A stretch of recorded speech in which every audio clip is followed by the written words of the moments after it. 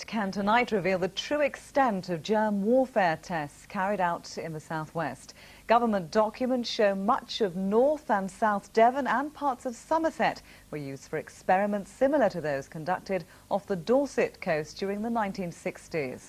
An independent inquiry has already been ordered into the Dorset trials to determine whether or not they've affected people's health. In a few minutes, we'll be speaking exclusively to the man in charge of this inquiry.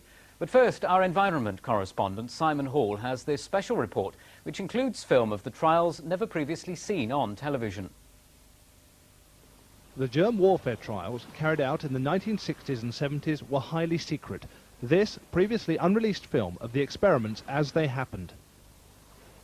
Their existence was revealed last year when secret documents were declassified.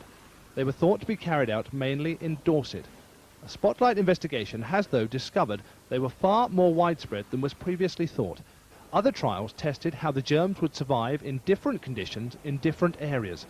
These were based not on releasing a gas, but instead on exposing a narrow thread of material coated with E. coli to the air. These tests were carried out in January 1967.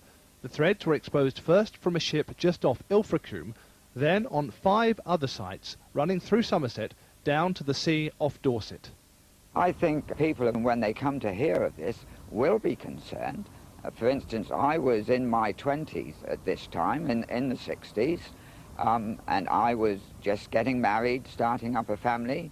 They'll be worried, will this have any implications on their health or the health of their children? Concerns have been raised that the tests may have harmed people's health. In East Lulworth in Dorset, 21 families say they have experienced miscarriages and children being born handicapped and with other health problems. Robin Southey was one of the scientists who carried out the experiments. His widow, Anne Reed, is pressing the government for a full investigation into the trials.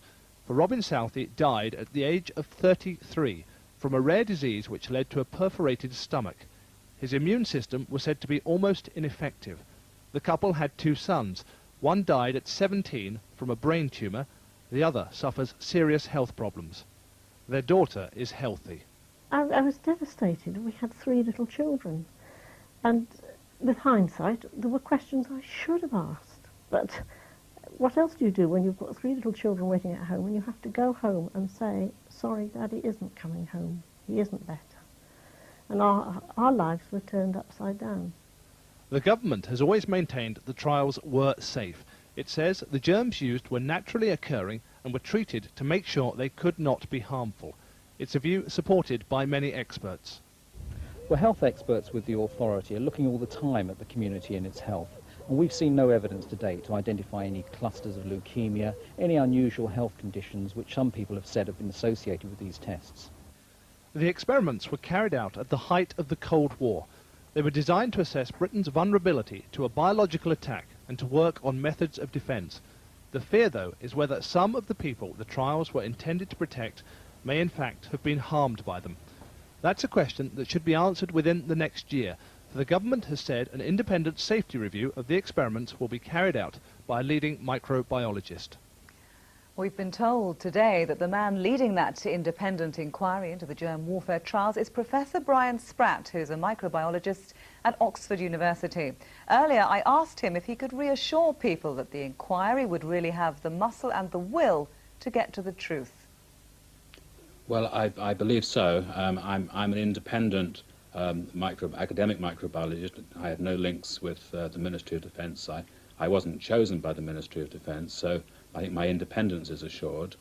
I shall be reading a large amount of technical information about the trials that took place in the 60s and 70s, and I shall be consulting widely, not only with medical colleagues and with perhaps people that were actually involved in the trials from Porton Down, as it was then called.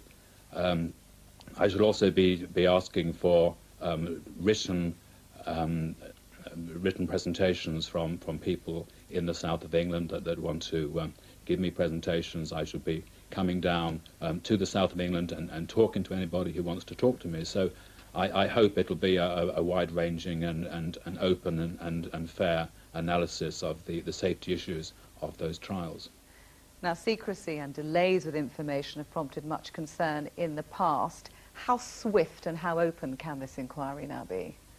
Well, I've got access to all of the files that are available, and I should be receiving those very shortly from the Ministry of Defence. And I've been asked to come to some conclusions and write a report within a time frame of 6 to 12 months, and I hope it'll be closer to 6 than to 12. And the surprising information today that the trials weren't just in the Dorset area but beyond. Can you examine the other trials that we're now hearing about as part of your inquiry too? Well, I can't give you a categorical answer to that. As I understand it, some of the paperwork that I will receive from the Ministry of Defence do include trials in the southwest of England, and if that is so, then certainly I'll look at those papers and make a judgment on them. Professor, thank you. Thank you. And if you'd like to discuss the germ warfare trials, you can call your BBC Local Radio phone in. The number to call is 0645 222269. That's 0645 222269.